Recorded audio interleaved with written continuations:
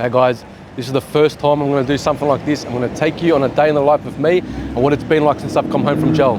Let's go.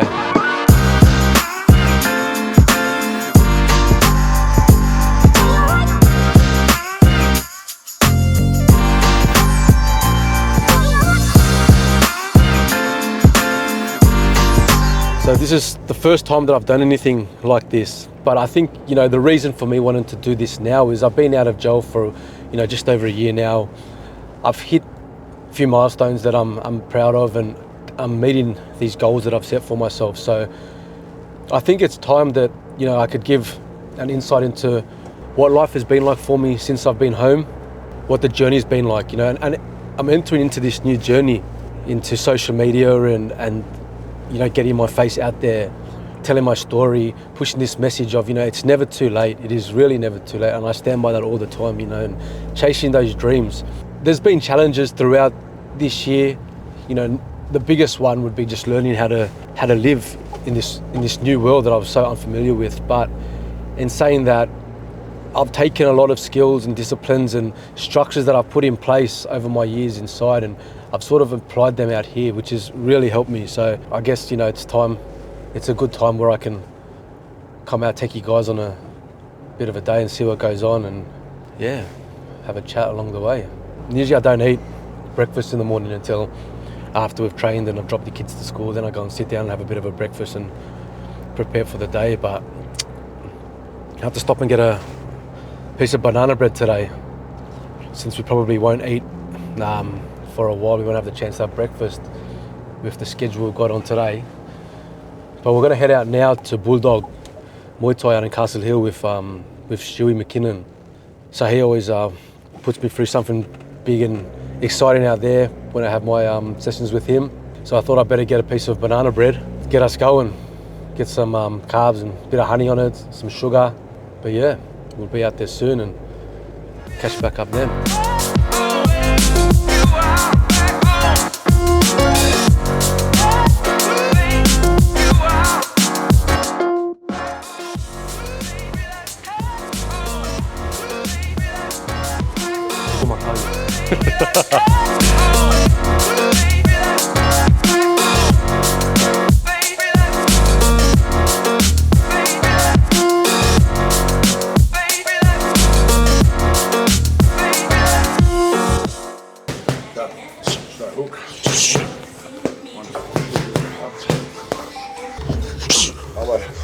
Grab, push, 1, 2, switch, straight hook up, 1, 2. Oh, always done boxing growing up. I was always involved in boxing and never really kickboxing or anything like that until I met Stu inside. We got really close pretty much straight away, and we started training together. This guy's a machine, so it made sense that we had a training relationship, started putting some time into me with kickboxing and Muay Thai, and just from then fell in love with it. So since I come home, he's just kept going with me, and now we're here still, loving it.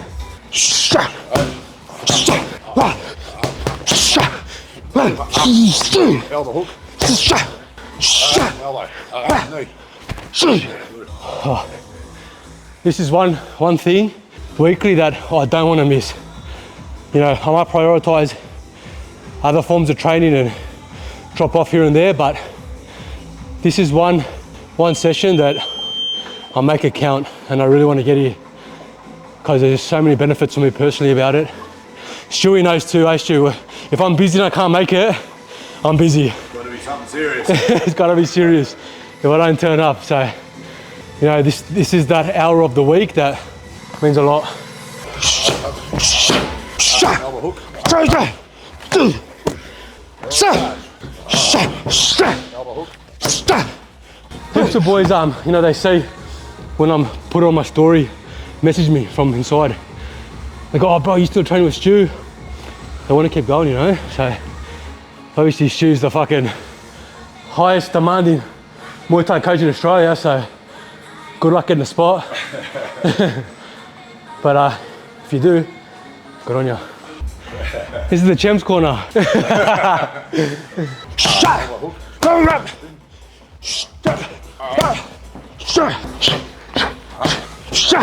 Oh, now the fun begins. Oh, let me tell you something about this. The love-hate. This is a love-hate relationship, all right? This is a backstory. 4 years, three years ago, we were inside, me and Stu. Stu has obviously been a competitive athlete his whole life, and I've trained my whole life. We didn't know what they really were. Just that it was something different to burpees, and we were getting old, our body was getting, well, Stu was getting old, I wasn't. Body's getting a bit sore. So we thought, you know, low impact. And we could test ourselves. So anyway, we thought, yeah, we'll get to do some workouts. We were wrong. This thing became a mental sickness. I'm not even kidding you, seven days? We got to 7 days a week. Every day was a different routine. So we were doing, one day was 20 on, 10 off, 40 rounds. Next day was 10 off, 20 on, like reversed for 40 rounds. Then we'll do 15 minutes max calories in 15 minutes straight, rest, 40 rounds of an interval, 30, 40 rounds. And then every Sunday, we would go for 1 hour. 1 hour straight, max calories. He was hitting over minimum 1,000 calories in the 1 hour, and my aim was always minimum 800 calories in the hour. One time, I think it was our third attempt, Stu had already killed his 1,000. I had hit 800. And the screws came to get us to go for head check. We still had like, what, 2 minutes to go? I said, no way. I'm not leaving this bike until I get a PB. So we had the screws coming down, all the inmates there watching us, going, yeah, come on. And we were pumping it. It was crazy. But it got to the stage where we were going to bed thinking about RPMs versus kilowatts versus percentage output, and trying to formulate like an algorithm of how we can beat our scores every time. Like, that was literally our spare time, was calculated numbers and how we could corrupt this thing so we win.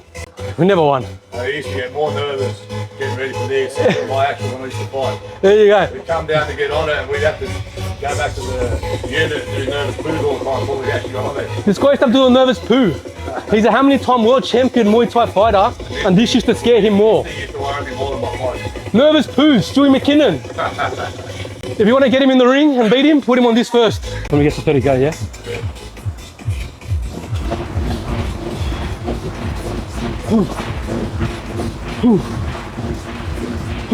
A few minutes later. Many minutes later. Push.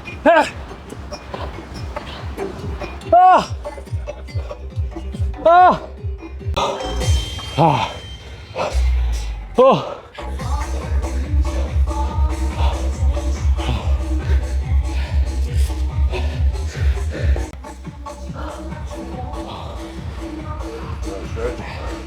That's kickboxing done for the morning. Had a nice shower.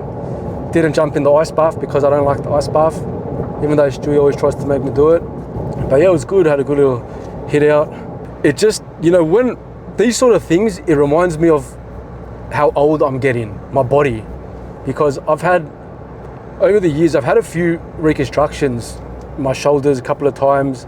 I did my ACL in my knee, and I've got actually arthritis starting in my knee now. So because I had all these sort of injuries when I was young, playing footy and growing up, and going to jail from such a young age, didn't have any rehab or any sort of real strategies to look after it. I was sort of just always smashing myself with the training, high impact, box jumps, burpees, bear crawls, all this sort of stuff without any regard for my body. Now as I'm getting older, and these little niggles, you know, they sort of prevent me from training the way I would like to train. But as I get older and I've matured, I've taken that maturity into my training. So sort of now, unfortunately, I have to start thinking about it as training smarter, not harder. You know, Stu calls it age-appropriate training, which I don't like, but it's true, you know, age-appropriate training. But the point of it is that these things, you know, they sort of have to be done. This training has to get done. You know, it's part of that personal growth journey, always improving, upskilling, just getting better at who you are and what you do. So that's why especially with things like this, combat sports and all that stuff, it's so important. I personally think that every young bloke and girl, but I speak from a men's point of view, every young bloke growing up should definitely have some sort of combat training for discipline, self-defense, whatever it may be. But I just think that it opens your mind to what your body can actually do, you know. So I think everyone growing up should have some sort of boxing, kickboxing, any sort of martial art training, just so they can experience that, getting punched, getting knocked down, getting back up. And again, it's an individual sport. It's not like I'm playing footy or something where it's super important because you build those sort of team mentalities, you know, working as a team, being a team member. This is a very individualized sport. So it's as much as you put in is what you get out. You know, how you deal with the sport is purely based on your inputs and your outputs. So I really do recommend any young boys out there, you know, that haven't got themselves into any sort of combat training to definitely take up some sort of martial arts training.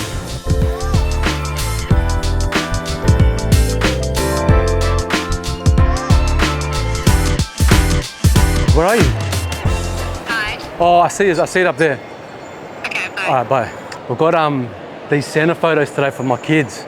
So it's my youngest, my baby's first Santa photo. So we organised the one for like the siblings, you know, all the kids. So it's not a family one. We do a family one separately, but this is a nice one for them that we do as a sibling. So I come out and I want to see my baby's first Santa photos. Hello.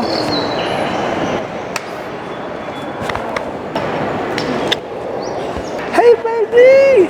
Hello. This is baby. For me, I try and spend as much time as I can with my family. You know, I've been away from them for so long, so even this, you know, we've got busy days, we've got things on, but any moment I can, you know, get away and be part of the family, I always try and make it happen, you know.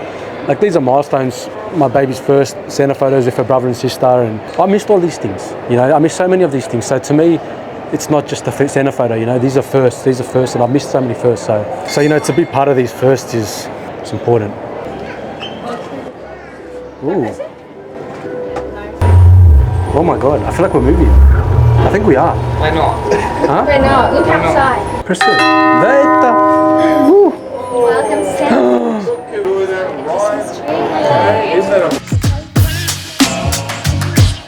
So just wrapped up Santa photos with the family. It's nice to see them, you know, they're all happy and it's cute. It's cute. But, you know, it's really important for me to do that sort of stuff. I've missed out on so much of their life. All these first things that, you know, people might take for granted, for me, it means so much. Just being present, you know, so they can know, you know, when they look back, Dad was there for these things, Dad was there for us for these things. So my older kids look back and they'll say, you know, a lot of the time Dad's not there, where's Dad? But now I get the opportunity to do all this stuff with them, but with my new baby, you know, so just want to be as present as possible. And I've got a lot of things on at the moment, you know, with my own personal growth, with the business. Life's demanding, but I always try and make sure that when I can, I'm there for the family, you know, and that's the most important thing for me, because I'm doing all this for them at the end of the day. I've got to begin, a lot of people hit me up lately, you know, and they've been asking for advice on, you know, starting a business or finding time for this, finding time for that, chasing their dreams when they're already working, trying to, you know, they want to do new ventures. They're saying to me, a lot of people are saying to me, I don't have the time for it. You know, I'm so busy, and you know, busy is obviously good if you're getting results. But the thing that I say, and a big part of why I am where I am today is because people don't understand, but when I came home, I was away from my family, from my kids, almost their whole life, bar 1 year. So I didn't spend any time with my kids. When I came home, most people, what they would do is they'd spend time with their kids and make up for lost time. I knew when I got out with the drive that I had, and I knew where I wanted to go, and I knew that time was of the essence. You know, I came with a sense of urgency.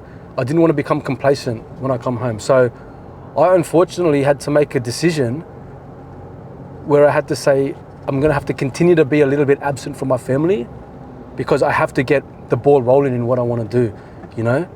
So it's not like I came home and I had this mad balance of getting to where I am now and spending time with my family. I didn't have that.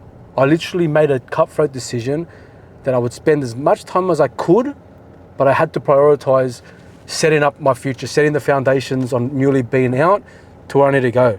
So I guess the whole thing about not having time, you can always make time.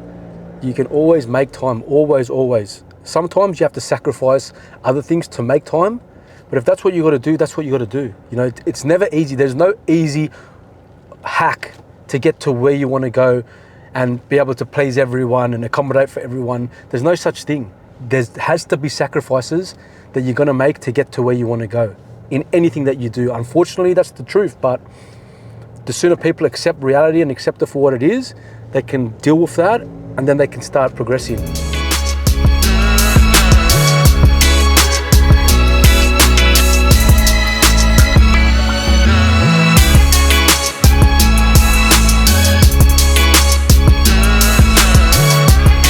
We come out today, World Gym of Pro Park with the owner himself, Big Georgie, and my big brother, my big better looking brother, Junior. It was so different training in a commercial gym with all this equipment at our disposal. Growing up, we're always in the gym when we're young, you know, teenage years and that, playing footy, but from, you know, time I started going to Joel, teenager all the way through, this was just impossible, you know? So just the way that we train now is different, you know, there's so much education, science based around training now, it's crazy. I can't get my head around it. I don't know if you guys knew, but George actually played first grade for Sydney Roosters. I don't want to brag. Did you go? But usually I'm a highlight tape playing up there, but not today. I'm embarrassed today. The camera's out, the boys there. I used to play against Junior. We scored Junior the speed hump. We scored Junior the speed hump. That's how you made it. You're running the water off the Brad.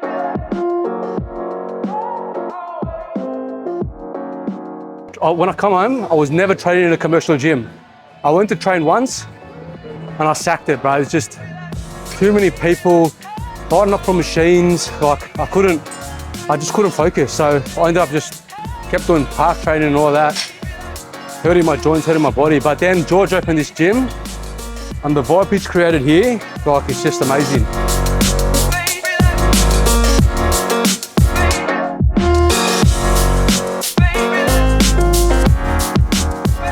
Doing like a few gel routines that I've been doing, just trying to keep that routine getting out, you know? Because I've been out before, you can very easily lose your routine. So I kept it up, but to be honest, my training really dropped off. It sort of took a big back seat for a few months, and I'm really only starting to get back into it the last month or so. So, I mean, the reasoning behind that was that it wasn't because of my discipline was lacking or my priorities. I genuinely lost the love for training. For me, always growing up and then moving into gel, it was a way that I would survive. It was literally survival for me. I'd set myself ridiculous sort of goals in the training with what I was doing, with the hours that I had in gel. So it literally became survival. It became my routine. It became just straight discipline, getting it done. When I got out, I realized there was no need to have this discipline with training, this, you know, intense grind on the training. It wasn't survival. I didn't need to survive. And I sort of was just going with the motions. You know, I literally fell out of love with training, with what kept me alive for so long.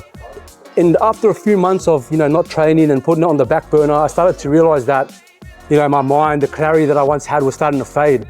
My decision making started to become affected. My moods were becoming affected. And the only thing that had changed was I'd stopped training consistently. So I had started back implementing my training routines back in, you know, getting up early, getting the training done so I can get home, take the kids to school, breakfast, and start my day. And since I had started implementing my training back in, the clarity started to come back to my mind. And, you know, now I'm sort of starting to rebuild that love for training again, looking forward to training, looking forward to getting the sweat out. And that's where I want to be, because training is a part of me. You know, it's literally in my DNA. I fell out of love with it and I stopped, and that's okay. I needed time to lose it. I needed time to stop and realize how much I actually love it, how much not having it in my life is affecting my life. So I had to do that. I had to reset on training to get back to where I am. And now I'm back in it, I'm loving it. It's all right to stop doing something for a purpose, you know, because when you stop, you have time to reset, you have time to, you know, recalibrate your mind and say, all right, something's changed, something's not where it once was, what is it? For me, I realized these issues, and the only thing that had changed was I stopped training. So it's obvious, get that training back in and get back to where we are. And here we are. Hey, you know, fun fact, I'm actually a personal trainer qualified. Yeah, I know, you told me. So I might start doing some personal training. For a PT. Oh yeah? Joe? Yeah. Qualified personal trainer now, so I have been for a while. come and do a couple of things. So you know Yeah. what? That'll be so good for you, bro. Yeah, just one or two, one a day even. It'll be so good for you. Yeah. And your schedule will get booked out straight away. Yeah, I might think about it. I'm thinking about opening doing a little boutique place, just A studio. studio, yeah. Yeah. What do you think? What do you think? Should I start doing PT sessions? If you think I should start running PT sessions, comment in this. Definitely. Comment in this, and we'll see.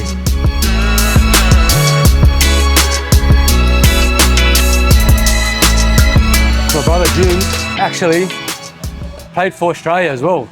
Australian Sevens, eh? Sevens, yeah. Australian Sevens.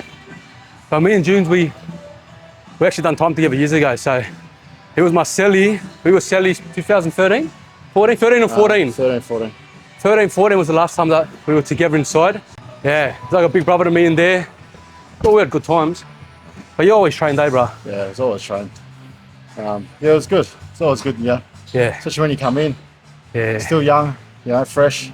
Or even like, if you're not fresh in or you just on there, you know, as a fuck, you just come in and train, get their mental state out of the, you know, out of the prison. And you know what's crazy, because Junes was like always looking up to us when we were young, a couple of the older boys. As I went through, I always used to think, fuck, you know, these boys when they're old, I want to be like that. You know what I mean? Not in jail, but like how they were. So then as I went through the next 5, 6, 7, 8, 9, 10 years, I was that person. You know what I mean? To younger Islander boys, the younger boys coming through too. So it's just crazy. Like I took what I learned back then to how I became one of the older boys in jail, and I kept giving it to them. You know what I mean? So it's crazy how even outside but inside, we're still trying to pull boys in the right direction. And I think for us, like our nature is to care anyway, you know, so just, yeah, it was naturally, you know, upon us to sort of do the right thing, you know, especially for our people anyway. 100%. But also they went on to do confit. Junior's involved with Joe Kwan doing confit. And I remember they were telling me years ago, I was still in jail, but the concept of what it was, you know, going to the juvies and helping the young boys.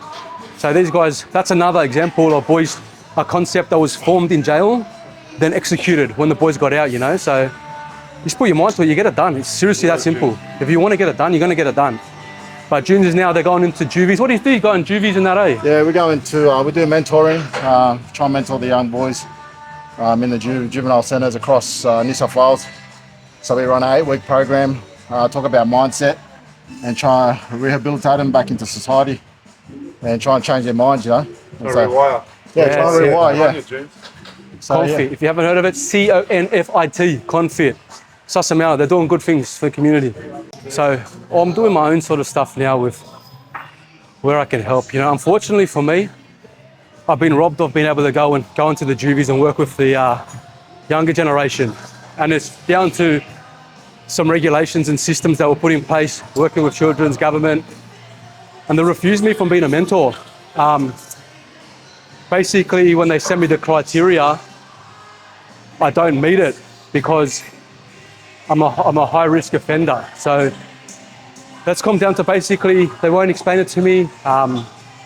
They've just said, look, violent offences, history with gangs. And I said to them when I was trying to go through the appeal process with them, I said, well, look, who's better to go and speak to these young boys than someone that's been there, that's been alleged in big cases, that's been part of gang culture, and then come out and change their life around. These are the people that you want involved. And they said, look, you're a high risk, you're flagged as a high risk. So whatever they're thinking that I'm going to go out there and start recruiting or something, they're literally robbing the next generation of people like myself who are 100% dedicated to giving back and helping. But that's the way it is, you know. We just work around it. That's the way we do, you know. We always have these L's put in front of us and we turn them into W's. So just another hurdle I'll overcome, and I'll get there eventually. But that doesn't mean I'm going to stop helping, you know. Keep spitting whatever I can, any motivation, any inspiration, any game, any knowledge, any assistance, anything that I can do to help someone coming up, especially if they're on the track that I once walked. I'm there. I'm always there every day.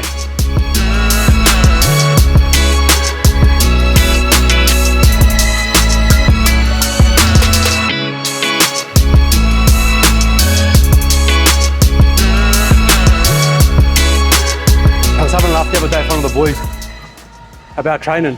I always say, nah, I never train for how I look, you know. I train so I'm always agile, fit, ready for whatever, which is true. But what a case of denial, eh? Like, I don't care what I look like. Of course you care what you look like. Of course I care what I look like. It's important, you know. Look good, feel good. I'm gonna tried to drop down a bit over the last few months that I've eased up on training, put a bit of weight on, lost a bit of shape. So now coming into summer, gone hard now for a little bit. So slowly, that muscle memory will kick back in. Competition will start to change up. So hopefully in time for summer, but just push for it, see what happens.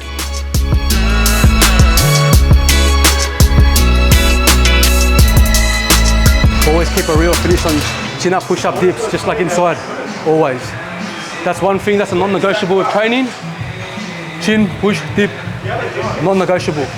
The way we used to do this, we used to get jumpers, and two ways. Either we used to get like dishwashing liquid or water bags, like big bin bags, filled with like 20 litres of water, tie the jumper, or we used to get jumpers, tie them around the waist, and lie down and pull like that for weighted.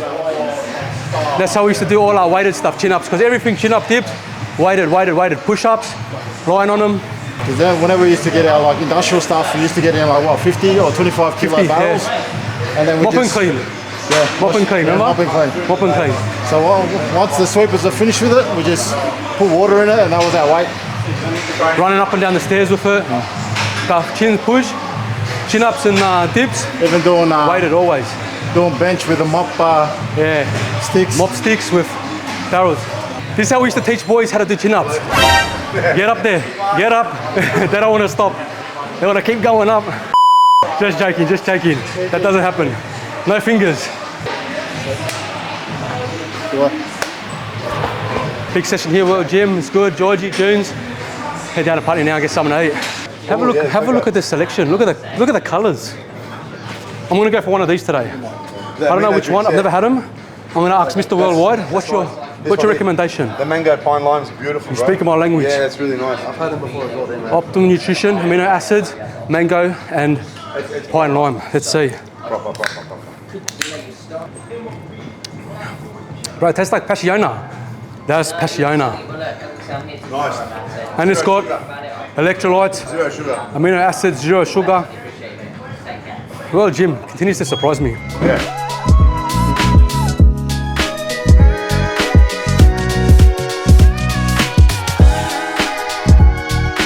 You know, usually I have my breakfast, I train in the morning, and then I'll go have my breakfast after I drop the kids to school. But today, whenever I have kickbox in the morning, I'll train in the Arvos, and then I'll come and grab a mad lunch. So we're here for lunch. One thing that I don't miss is food from inside. Like, if you could imagine, they give us 3 meals a day. So in the morning, we've got a cereal pack and a small milk, which is pretty much water with a calcium tablet in it. Some jam, 6 slices of bread. Then for lunch, it's usually like a sandwich or something like that. And then dinner time, which is like 2 o'clock in the afternoon, it's a snap frozen meal. So it's got like a meat and a carb and something ridiculous. I can't eat it. I've never eaten it. I never will eat it. Actually, that's a lie. When my first leg, I used to eat it, and I actually got salmonella. At Bathurst, I got salmonella, and they had to drag me from the top landing down to put injections into me because I was fucked. I was so sick. And I'll never eat it again. Effective Services, thank you very much. I appreciate your hospitality. The good thing for me with where I've got the business too is now I can pretty much work just from my phone. You know, it's just orders, stock take, all the finances and admin sort of stuff. Sort of set it up so that I've got a good staff there, good team. The girls look after really well. So, you know, they keep the shop operations daily running. I just make sure that, you know, got to put the orders in, get all the invoices paid and all that sort of stuff, to do the rostering, all the admin stuff. But I mean, I can do it remotely, which is good, you know, for whatever I've got to do during the day.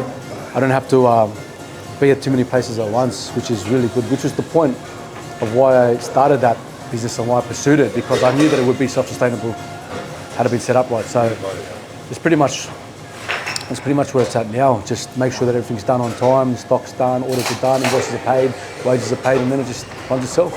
Ooh, Loaded veggie bowl. loaded veggie bowl, my favourite. That is what you want after training.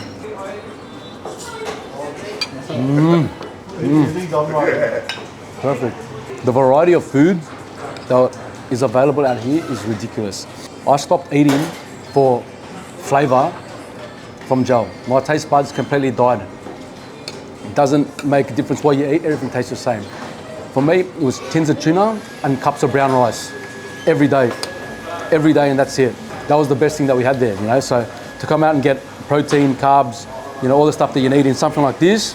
Well, we used to have this thing. So inside, the food's called buy-ups. You get your buy-ups. You get a certain amount of money you can spend on your buy-ups. We could spend initially it was $65 we could spend a week on food, and then it went up to 100, and I think now it's gone up to like 120 or something. But everything's all the healthy food is expensive. So when I say healthy, I mean tins of lentils, chickpeas, tins of tuna, all that sort of stuff, and cups of brown rice. So I'm not eating anything that the jail gives you, no chance. It's rubbish, tastes like shit, and it's probably got diseases in it.